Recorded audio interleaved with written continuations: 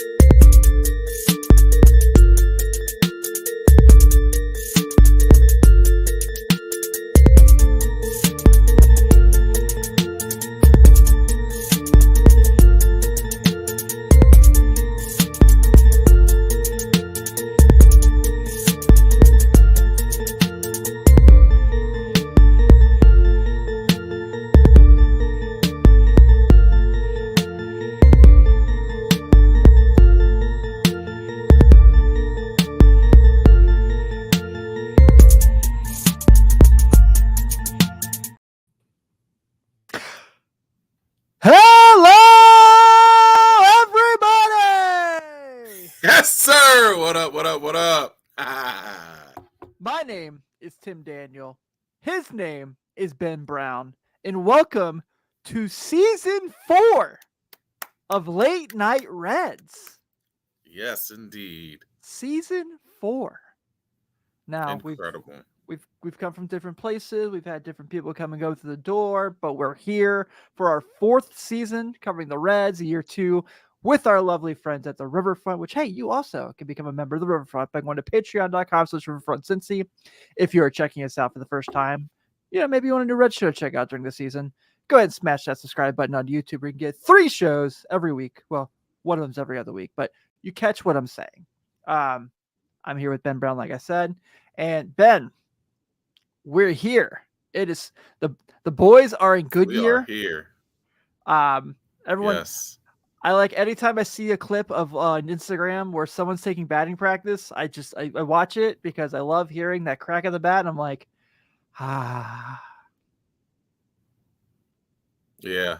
There were people were reposting clips, of course, of pitchers and catchers and just playing toss and hearing that freaking ball hit that mitt, and you're just like, dude, it's just the sound that you've missed. I know. It's like that warm blanket you just put over your shoulder when it's just, you just get that feeling of, man, I can smell being in that stadium and the red, it's just a heartwarming feeling when pitchers and catchers report. And now, of course, all position players have reported now, and it's awesome.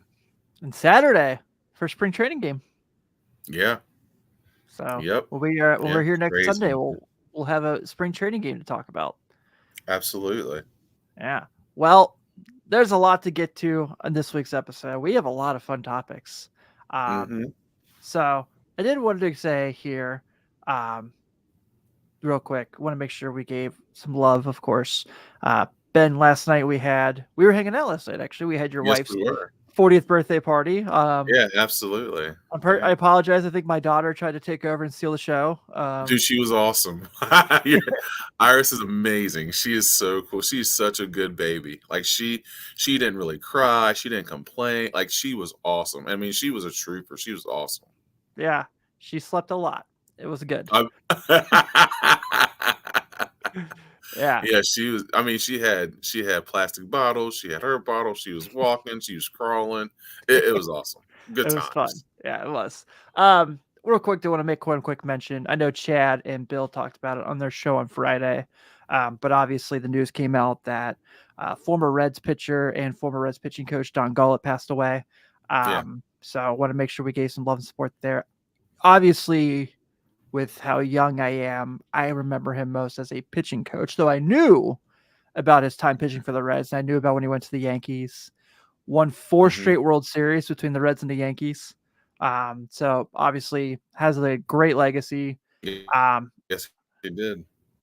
Yeah, a guy that a lot of people kind of look at as a Hall of Famer, barring injury. And obviously injuries got the best of him, but wanted to make sure we gave some love and support there. So yeah, absolutely. Condolences to his family.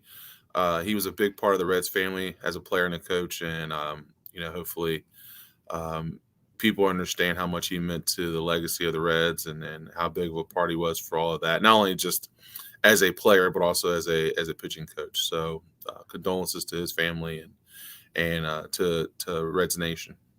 Yeah, absolutely. So Ronnie Snyder's already asked. He asked, "What's the latest, guys? Please tell me that they are healthy." I think so far the only reports we've heard are Nick Lodolo's still rehabbing, and then I think Noelvi Marte from his injury in the Dominican League, his hamstring injury, they're going to have him sit out the first 5 Cactus League games. But other than that, it sounds like everything's clean bill of health. So that's where we're going there. Pat Magooch is stopping by to say hi. Hello, friend. What's up? What's up? Friend of the show. How are you, Pat Magooch? Happy to see you. So sounds like we got to basically, excuse me, a clean bill of health. Let's start talking about a couple things here. So I want to get to this real fast because as I get a frog in my throat as we're talking. Oh my goodness, that was like it's spring training, Tim. Get it together. Let's go. I know. Holy moly, this is. Hey guys, this is reality. You know what I'm saying? Yeah. This is reality. This is reality. This is live podcasting right here. Oh my god, it won't go away. So we're gonna talk about the start of spring training. We've got some great topics as Tim gets his throat cleared out. All right, I think we're clear. We good? All right, here we go. The Gatorade went down the wrong pipe. Right before we go on there, I was telling Ben about this new Gatorade flavor that I'm really enjoying, and of course now it's like gonna kill me. So let's go ahead and want to get here real quick. So obviously every year during spring training and batting practice, for some reason there are 2 different hats nowadays. Okay. Yeah. So this year they unveiled the 2 new ones. Left side, if you're watching on YouTube, is the batting practice hat. Right side, spring training, where it has the patch and represents the league they play in every year. So here's what really kind of jumped out to me about these. The right one basically just looks like your normal on the field 5950, of course, which both of these use this is my old Lids days talking here. Yeah. So use the diamond technology, which is more like Nike Dry Fit for the head. Why Major League Baseball just hasn't switched to these for all their hats, I don't know, considering they play in the summer with wool hats on. Yeah, which is insane. Yeah, but left side here. So we've got the batting practice hat. It's got like a really interesting piping there and no drop shadow on the logo, which I thought was fascinating. And then on the right side, of course, we've got your typical one with the logo on the side. I gotta be honest. I love the no drop shadow, but I'm not a fan. I don't like how this hat looks at all. I do not think it'll be added to my collection. Yeah, it's I think it's almost because I feel like they were trying too hard to be different. Yeah. And it's not like it's just, and yeah, it's, I don't know. It's just got a weird look. It gives me like weird White Sox, old 80s White Sox vibes. Like I'm not feeling it. I'm not feeling it at all. Yeah, especially it feels like this is the week that you're starting to see all the scrutiny with the uniforms because all the baseball are complaining about the Nike uniform. Oh, dude. Yeah, yeah. The lettering does look very stupid on the yeah. It does look very bad. Pat says Manfred wants the players to look like they're playing in a slow pitch softball league. It does. Yep. We gotta get like can the Reds then be sponsored by Hootaful? Right. Yeah. That'd be it. Ronnie says it's friggin' ugly. To be honest, man. Don't hold like back, guys. Don't hold back. Let us know. right. I love that. I love the logo. I love the logo. Yeah. I just don't like some of the other things. I'm with you. I don't like the piping. I like if it were just white brim, logo, red back, red bill, I'm okay. There's just something about that piping just makes it look like I think Pat Magoo said like beer league softballish. Like it just doesn't look. It just looks weird. It does. If you remember when the All-Star game was here, they had a hat pretty similar to this. I actually really like that hat. Every team had the stripes behind the logo. I have the Reds one somewhere in my house. I don't know. I've got so many damn hats. But yeah, I just want to make sure I wanted to touch on these because I'm not in love with them this year. They kind of stink. So we'll go on to our next topic here. And Ben, let's talk about some stuff going on in the spring trainings that we're reading about. Yes. All right.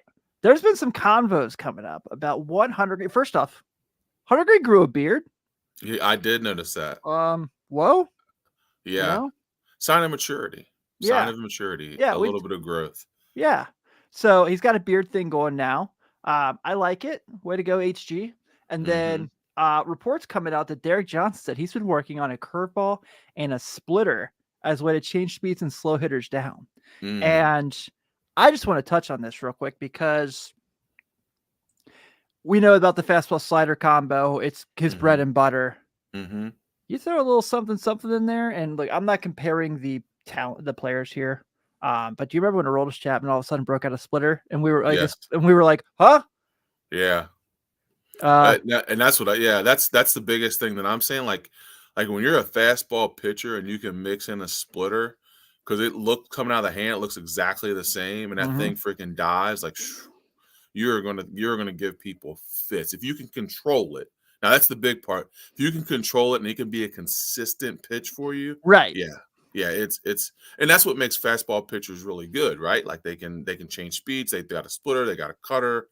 They got a curveball. Like that's what makes good fastball pitchers dangerous. And Hunter Green is a really good fastball pitcher, but you give him a controllable split finger fastball, and a curve. I mean, that's you're making him really dangerous. For sure. I think that's a really cool thing. I don't know how soon he'll be comfortable enough to use it in game action. I guess that's the beauty in spring training, is that he can test it out. Yeah, Ronnie says right here, if Hunter gets one more pitch, he could become a perennial all-star. I agree. Absolutely. If he goes out there and throws 102 and then hits you with a 90-mile-an-hour slider and then drops a curveball on you, then or a splitter, then holy moly, like that's incredible. I know MLB The Show always gives him like 4 or 5 pitches when you use them in games, and you're like, what? You guys just really need to fill up space on this file, didn't you? He don't have those. It's like Aroldis. They used to be like 4-seam fastball, 2-seam fastball. I'm like, when did Aroldis Chapman ever sell a 2-seam fastball? Like, yeah, it's a the good thing about this is that if he's been working on it, he's been working on it since like December. You know what I mean? So like in all of his workouts, all the things that he's been doing in the off season, I'm sure it's something that he has been able to work on. I'm sure it's something that he's trying to develop. And like you said, getting spring training games where you're not worried about getting hit, where you're not worried about throwing a pitch that's not in control, where you're trying to get work, that's when you want to try to develop that as well. So if he is developing that pitch, that third money pitch, and that's you know that, Tim, that makes the difference from you being a really decent pitcher to being that all-star level opening day caliber type pitcher. I always said if I was like blessed enough to be able to throw like 103, I would just learn how to throw a knuckleball for a second pitch. Dude, that would be insane. That's like my road to snow guy every year. Like 103 mile per hour fastball, and then come around with a knuckle curve. Oh my god! Be like a Aroldis Chapman and R.A. Dickey in one. Right. Oh, insane. Insane. Yeah. Nick says, I'll believe in Green being the ace to keep telling us when I see it. That's fair. No, absolutely. Yeah. I think 4.62 ERA through 2 years is not something people are gonna be super excited about. But Mm-hmm. he's had these glimpses, he's had these like lengths of time where he's been very, very good. But yeah, I think that this is a big prove year for him. I'm happy he's the guy that they locked up long term. So they kind of have him here because you got to bet on the talent, and Yeah.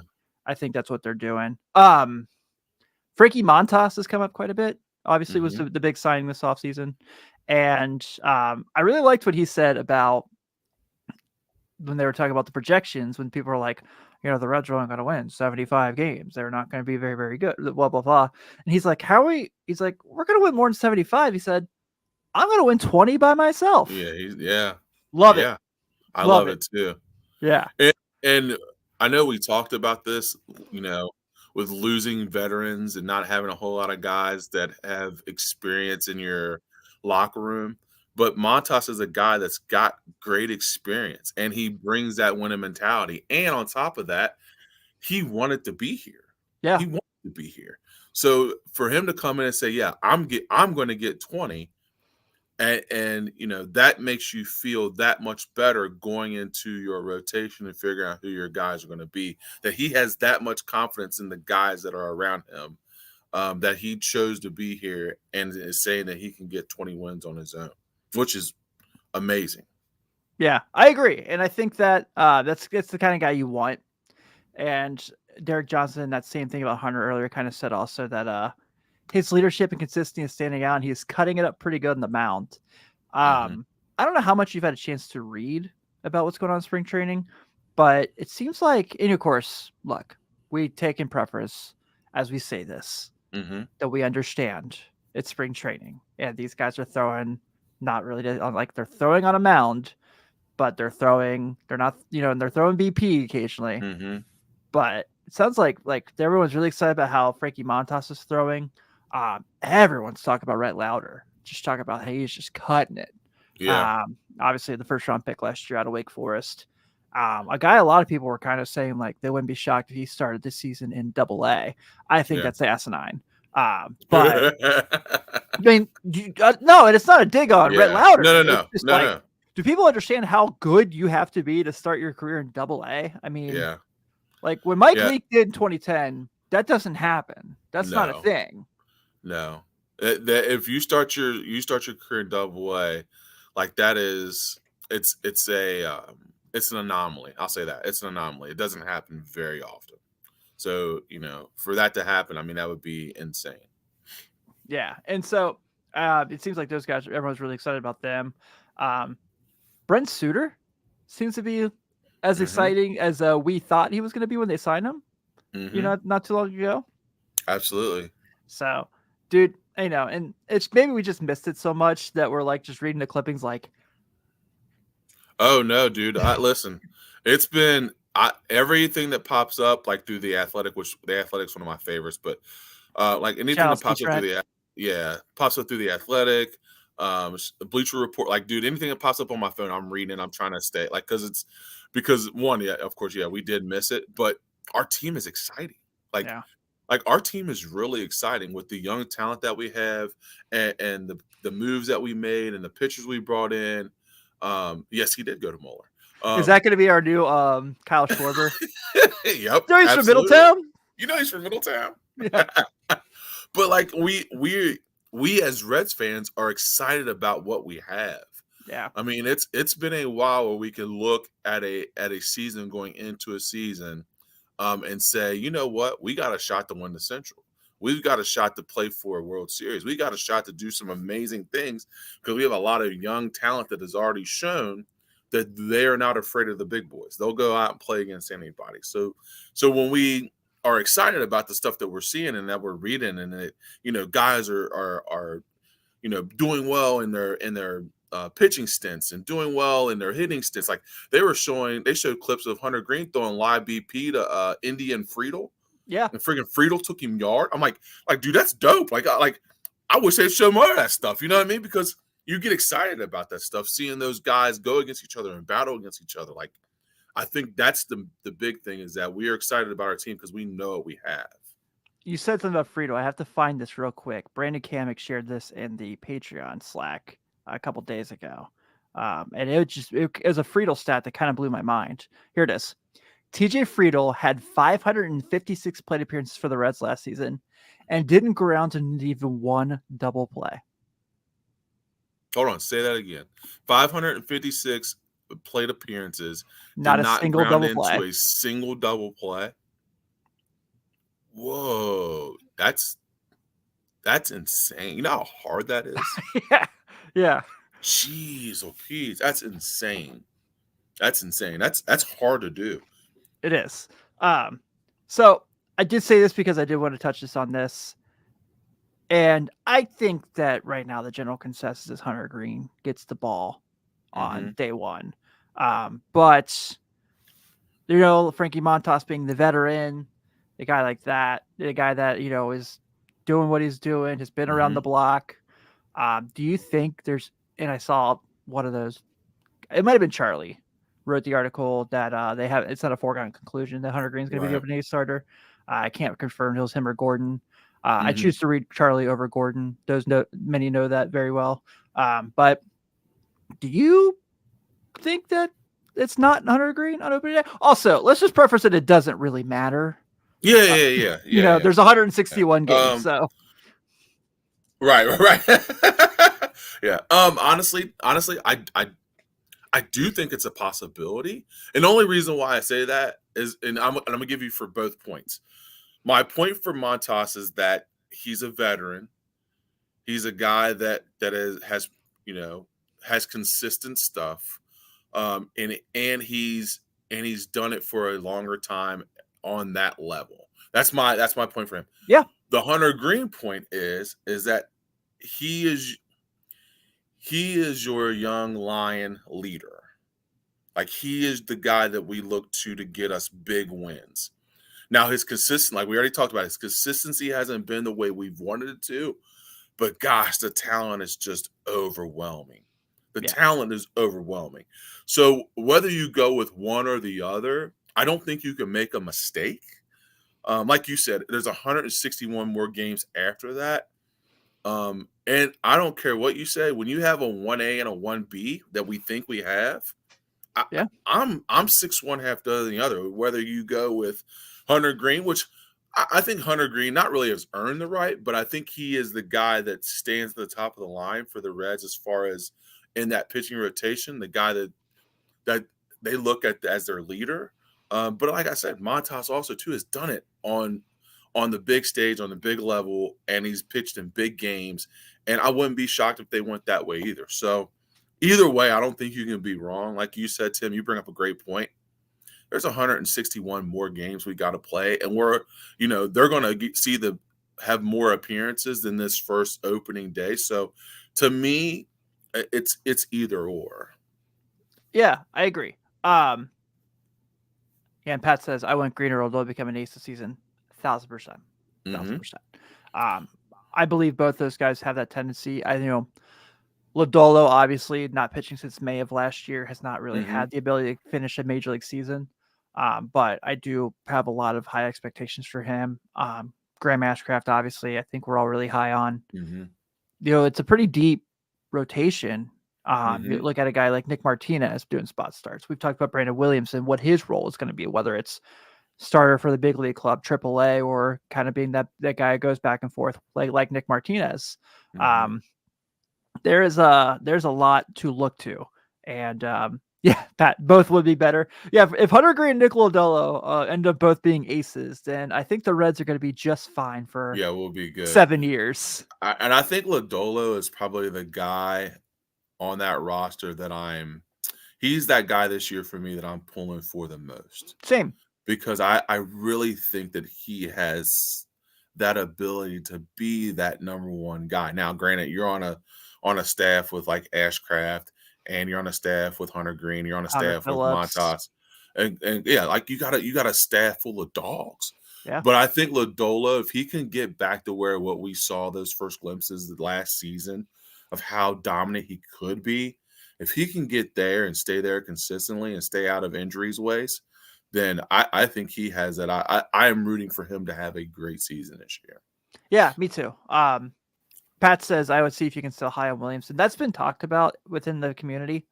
I don't know if they would be willing to do that because they seem to really like him.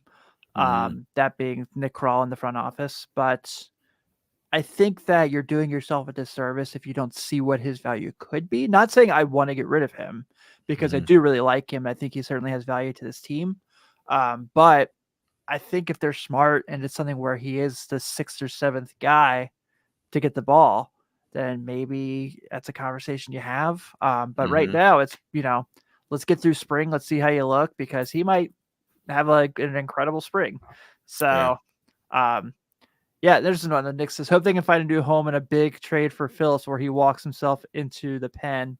And that's a conversation that's come up a lot too about Connor Phillips because it's like, where does he fit? I love the idea of Connor Phillips. So this is pretty fun, obviously pretty fun. And there's a lot to look through. Like, Rhett Lauder is still caught up in the system. As we talked about, Chase Petty is still caught up in the system, who a lot of people are really high on, myself included. So there's a lot to get to. And I'm really excited that at least we have we're 40 days away from opening day. So we have 40 days to figure this out together, what this is going to look like. I do want to switch gears a little bit here. Please continue to send your comments in. We'll get to them as the show goes, obviously, as we always do. But I want to talk about this because the Reds did sign another Cincinnati kid. Old Josh Harrison came to town. And Josh Harrison's a 2-time All-Star, which is awesome, but also is a guy who has kind of bounced around the league for a little while. Didn't get a lot of playing time last year. Has played for, Pittsburgh, played for Washington, played for Philadelphia, and finding himself in a situation where he signed to he signed a non-roster minor league deal, invite to spring training. And I really liked what he said to the media this week when he said, like, look, this isn't new to me. I've gone through this. I've had to compete all the time. Obviously, everyone's excited. A Cincinnati kid signed with the Reds. Again, local Brett and local Josh do not sound as good as local Luke, but we will make it work. We'll make it work. And it sounds like he's kind of competing for that last roster spot with Stuart Fairchild and Jose Barrero. So each of these guys have their advantages, right? I was going to say, I wanted to hear what your thoughts were on this. Yeah, it's interesting, right? And I'm kind of curious your thoughts as well. So Fairchild is obviously the outfielder, and that's a thing this team really needs as far as that ability. Barrero is an unbelievable athlete. It looks like a tight end. And obviously has not clicked yet, but this raw power and the ability to play center field, where Fairchild obviously has the ability to play center field as well and is pretty fast. And then you have Josh Harrison, who's done it, right? He's been in the big leagues for a long time. And I think he certainly has an uphill battle making this team, especially between those three. Not that those other two are setting the world on fire. But this is a really, really, really interesting situation where it's a good situation if you're a front office. But yeah, I mean, Barrero's out of options. I think Fairchild's out of options. Josh Harrison's obviously past that point. Right. So this is going to be really fascinating to see how this shakes out. Because I can certainly see how all three guys can help the big league roster. Yeah. It's just so, I don't know. I like the fact that we brought him in. I do. I really do like the fact that we brought him in. But we talk about veteran presence, right? I mean, we've talked about that before and needing veteran guys in our locker room, veteran guys on the roster. Does he fit that? Does he fill that void as a guy that can come in and who, like you said, Tim, he's done it. He's a proven guy that's done it. He's a proven guy that's, he's played at the highest level. He's had success at the highest level. Do you take a chance on a guy like that, or do you keep staying with the guys that have been in your system, who are, that have, given everything they had to your system and are, guys right on the cusp, right? Like they're right on the cusp of making your roster. I don't know which way you lean. Like I tend to lean towards the veteran guy. Me too. Just because that he just gives you that. It's almost like security. You know what I mean? It's a guy that you know that you can rely on. And that's not a knock on Fairchild or Brer. It's not a knock on either one of them. Because I do think that they are both really good baseball players.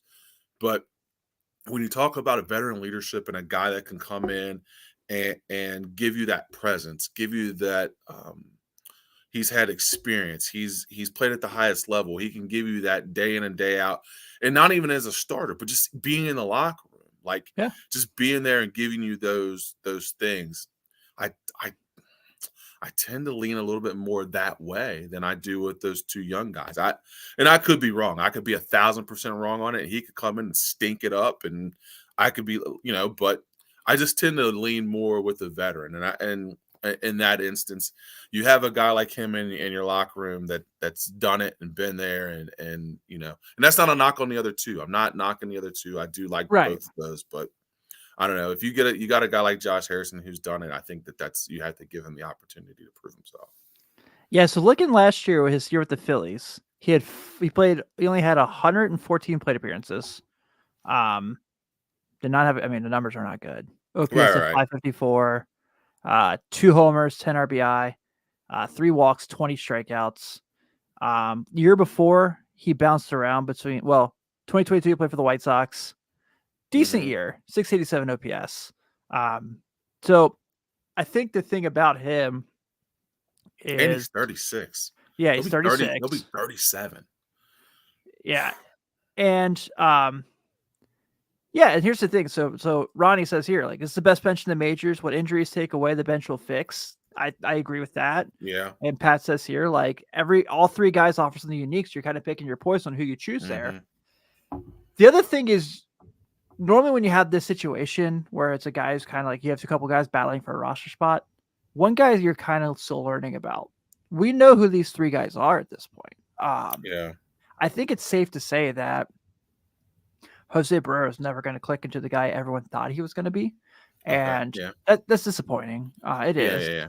But it's hard to not be like enamored by his just raw ability to crush a baseball. It's like you see all these like highlights from AAA Louisville last year when he got sent down, but there's also a reason he never got called back up. Yep. He never made it back up.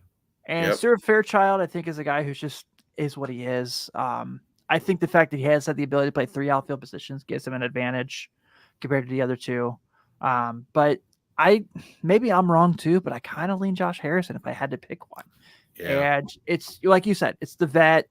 It's the guy who can kind of not fill the role of what Joey did. No, not at all. But at the same point, have the guy who's been in the clubhouse, who has been there when things are not good. Yeah, he's been an all-star. He was in MVP voting one year. MVP, yep, absolutely. So, it's going to be interesting. I'm really curious. So I hope they all 3 have great springs and they make it really difficult in the front office to make a decision. So Ryan says here, what made the bigger machine was having all the homegrown players and adding a Joe Morgan. This team is following this path. Think about what they have now. Does that mean Jeimer Candelario is Joe Morgan in this conversation, Ronnie? Because I will say you're talking to the wrong. I mean, I am the Joe Morgan truth. I am the enthusiast of one Joe Morgan. I do the when I have a little ball bat in my hand. Come at me. Heck yeah, baby. But I kid. I should never say that. No one's ever going to be Joe Morgan. But I think Candelario could technically be a guy that kind of is the glue that fits into all this. It's a guy we haven't really talked about a whole lot, and it seems like he's pretty excited. I feel like 36 home runs for him if he's healthy is very likely. Absolutely. Yeah. Absolutely. Again, maybe get a little overboard, but hey, we're here. We can talk about it. All right, Ben. So I put this together today, and I was really having fun with it. About some of my favorite bets on FanDuel for the Reds right now. So this is, I know, Roddy, I know you didn't mean that. I'm just goofing with you. But these are some of my favorite things on here, and I wanted to kind of break them down and kind of see which ones you're liking, which ones you're not liking, because they're fun. All right, so here are some Reds betting odds via FanDuel. World Series odds plus 5,500. National League winners plus 2,500. Not getting a lot of chances there. Yeah. National League Central winners plus 410 had the third best odds in the Central behind St. Louis and Chicago.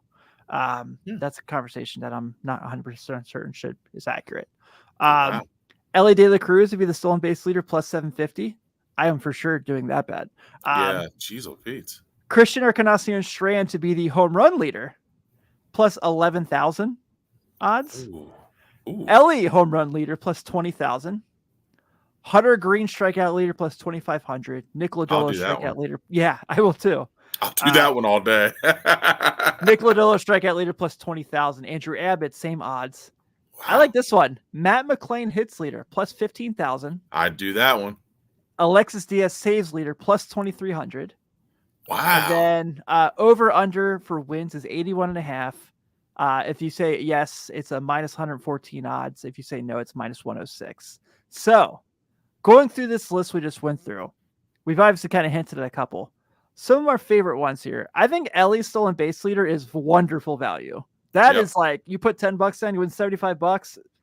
I don't see, I mean, like Ronald Acuna is obviously National League Central, Corbin Carroll. This is kind of the, you know, it's an interesting dynamic of a conversation. Julio Rodriguez is obviously really fast. But this is kind of interesting. I like it. Yeah, I like it. I do too. That's I mean, that's one that where, I mean, that's worth your $10 if you're going to put it down on it. Cause I think your odds are really good that Ellie could win that title. I don't think that's a far stretch. Yeah, I agree. I think the NL Central 410 is very good odds. Yeah. That's very good value, especially because the Cubs and Cardinals, they gave better odds.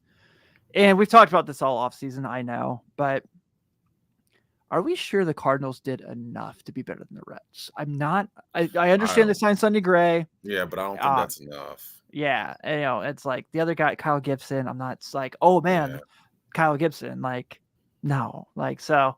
That's, I like those a lot. I really like Hunter Green strikeout leader. I like that one, and I like Matt McClain hit leader. I'm not even. I love that one. I really do. I really do. I like Matt McClain for plus 15,000. Are you kidding? Yeah. Put down 10, make $150. Like, yeah. Heck yeah. For sure. Alexis Diaz saves leader is interesting. Mm-hmm. I think that could be one that's really fun. As far as over under, I think over 81.5 is easy. That's an easy one. Yeah, it's easy money. FanDuel's asking you to take that one because you're not going to make money on the profit. But yep. Yeah, I like some of these. Obviously, I'm always going to put down $10 from the World Series. It's just what I do. But absolutely. Yeah. So yeah, I think we're in agreement. Ellie, stolen base leaders. Yeah, I'm going for that one. 100 Green strikeout leader, definitely going for that one. And I will put money down on Matt McClain to be the leader in hits. Is all this going to happen? Absolutely not. I will not parlay these. I absolutely will not parlay these. But hey, you know, can't win. Can't win if you don't play. If you don't play out you can't win if you don't play. Let's go. Yeah. Let's see. Yeah, Pat, I agree. NL Central, I think, is the easiest bet because I think. Oh yeah. Yeah, I think that's stealing too. I think. I mean, that really is. That's stealing too. Everything goes right. It's stealing. Yep. Let's see. Roddy says bet Ellie to be the leader in doubles and triples. I did not think about that. Ooh. Yeah, I haven't seen I didn't look at the odds. I was going to say, are the odds out on that? But I mean, I think Ellie was pretty close in triples last year, and he was in the big leagues for 2 months. Yeah. So, man, this is just so fun. It is. Like, this makes me so happy. That's good stuff. I love it. Yeah. I gotta. Some of those odds, dude, like you said, like some of those are, like the Hunter Green one kind of shocks me because I'm like, Hunter Green healthy, dude. That's easy. Like to me, I don't know. Maybe I don't know enough about gambling, but I'm looking at it. I'm like, that's pretty easy. That one, and I was really surprised about the Matt McClain one because I mean, to me, I guess because I mean, the Reds are our team, but I'm like, if anybody knows and has seen Matt McClain hit a baseball, like that's a good possibility he could be the hit leader. Like that's not a stretch. He's like, for some reason, and we talked about this with Jeff when he was on a couple weeks ago. To expect that some of these guys are going to kind of come back a little bit down to earth is rational. But people think Matt McClain's just going to be Plummet. average at times. And I think that's super silly because he was the best player last year. Of all these guys that came up, he was their best player. Yeah. You can make the case he was probably the best player on the team as offensively. I would agree with that. For big stretch of the year. Mm-hmm. And it sounds like second base is his for sure.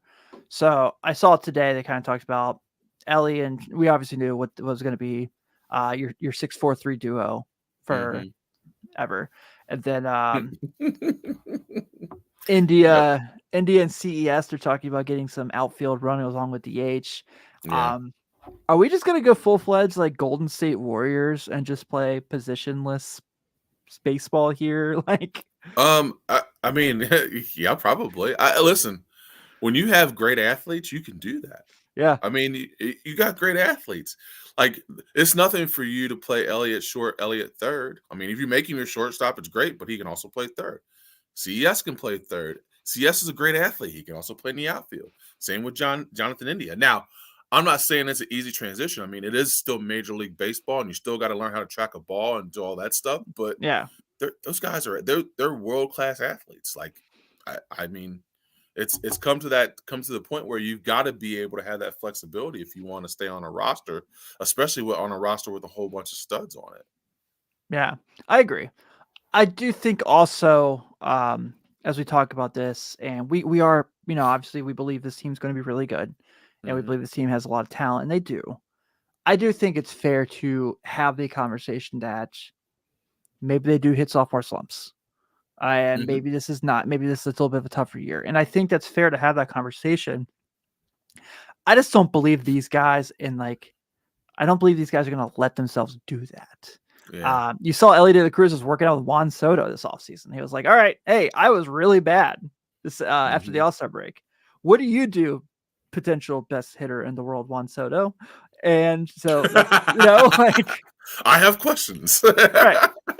Yeah. Juan Soto's going to play for the Yankees with Aaron Judge. That's stupid. All right. That's stupid. So dumb. Yeah. So dumb. But no, I agree with you on that. But here's the thing, Tim, is that I think we've done to Nick Krall's credit, he's done enough to bring in enough veteran guys. And not all of those guys are going to sophomore slump at the same time. Yeah, that would be. You know what I mean? Now, if they did, that's an organizational problem. Yeah, that's a big problem. It's just like last year when Ellie was down, Matt McClain was up. When Matt McClain dropped down, Spencer Steer stepped up. When Spencer Steer was down, so you're going to have that, and that's when you got Marte. Marte started killing the ball, then Marte slumped, and then that's just baseball. That's just normal baseball. Everybody's lineup does that. When one guy's hitting really great, another guy may be slumping, but they're not all going to hit sophomore slumps at the same time. That's just inconceivable. So, I mean, I think we've got enough veteran guys and enough young guys that it's not going to happen to everybody in the lineup at the same time. Now, will they at some point? Yeah, probably. But, slumps don't last forever, and you got enough guys to be able to, and enough at-bats to be able to bat around them and keep guys up. I agree. I completely agree, man. So a couple other things announced that we wanted to touch on. Obviously, going to the ballpark is a lot of fun. But how about some post-game concerts we got this year? Incredible. So we've got the Yacht Rock Night in August with the Docksiders. We got Thomas Rhett for August 29th after the Athletics game. And we have Nelly coming to town. Oh, yeah, that'll be a good one. Do you think he's going to wear his Band-Aid on his face? Does he still do this? Nah, he stopped with the Band-Aid.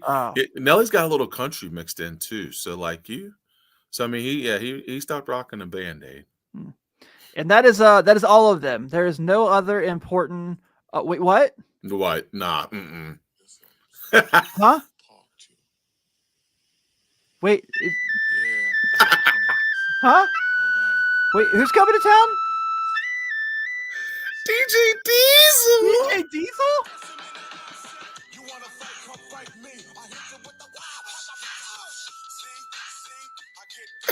Yeah. I don't know. taken down. But yes, Shaquille O'Neal, people, is going to be doing a post-game DJ set at Great American on August 31st. Incredible. Look, he is right there in my office. Hold on. Oh, so excited about Does DJ anyone remember Beasley. this? The thing that shot the free throws? It was the funniest thing of all time.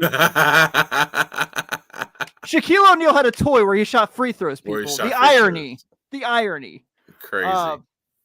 Look, if you listen to any of the work I've done podcasting for the last 10 years, you know exactly how much I love Shaq. Ben has been on record to say Shaq is his favorite player of all time. Hey, So greatest big man to ever play the game. you can count on the late night Reds crew to be there. Absolutely. We will be there. Absolutely. Yeah. Bob, this is a great question. Will Murphy Lee be there?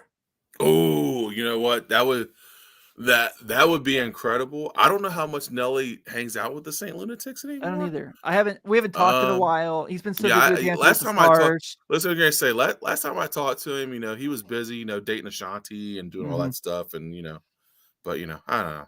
All right, Pat, wearing his Shaq B-ball shoes to the game. Same. There it is. Same. Are we going Shaq-nosis? Are we going Shaq 2s with the pump?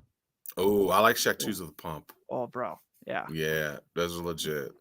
I gotta know which jersey I gotta wear. I've got like all of them. People who don't know, I named my dog after Shaquille O'Neal. Mm-hmm. So yeah, I got some love for Shaq Daddy. So Yeah. My cousin That's works for the incredible. team, and I texted him. I said, dude, I never ask you for anything, but find a way to have me meet Shaq. He goes, I don't have that authority. I went, okay, I understand. Oh man, this is yeah.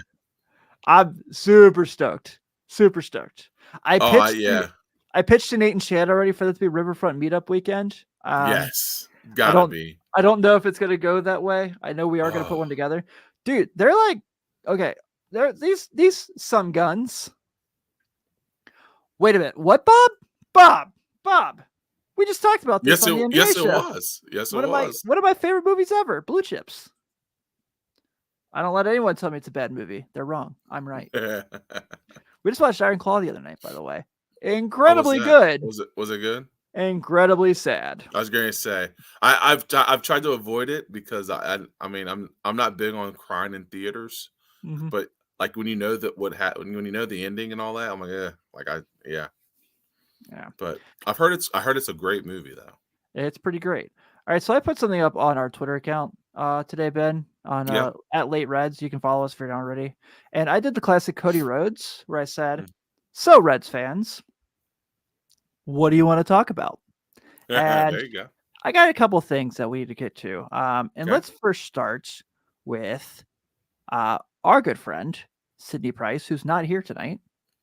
And she said, "I want to talk about Hunter Green having a curveball." We talked about it earlier in the show. Hell yeah. Yes. That's all we're yeah. That's if he figures this out and he can use it and get comfortable with it. Only go up from here. Yep. Absolutely. Makes him a Cy Young contender. Agreed. All right. Hooper Powell asks, I want to talk about who the hell is the center fielder if TJ Friedel gets hurt? That's a fantastic question. Jonathan India? God. Yeah. Nick Senzel's not here anymore, guys. Yeah. So I mean, does Jay Allen come up? I don't know. Do you move Will Benson? That's probably your best bet. Yeah. I mean, I would just move Will Benson over and then play somebody else over and right. Yeah. I mean, yeah. It's a great question. That is a great question. Hard to figure out. Yeah. But I would, that would be my move. I would move Will Benson. And then LED Luke says, I think they need another outfielder. A right-handed one at that. Adam Duvall? Yes. Wow. I would love to bring Adam Duvall back. Yeah. Yeah, Duval County, baby. And Luke also used the Cody Rhodes, what do you want to talk about gif? So I gave him Did he? a little extra love for that. Yeah, I think we all thought that was kind of one of the bigger pieces would be a right-handed outfielder. Mm-hmm. And I think a lot of people have talked about that quite a bit. So yeah, I think Adam Duvall would be awesome. I don't know. I don't think Josh Harrison has outfield experience necessarily. I don't think so. I'm looking at his position page right now on Baseball Reference. Advanced batting, postseason batting. Oh, he's pitched. He's got a career 5 innings under his belt. Does he really? Oh yeah, you didn't know this?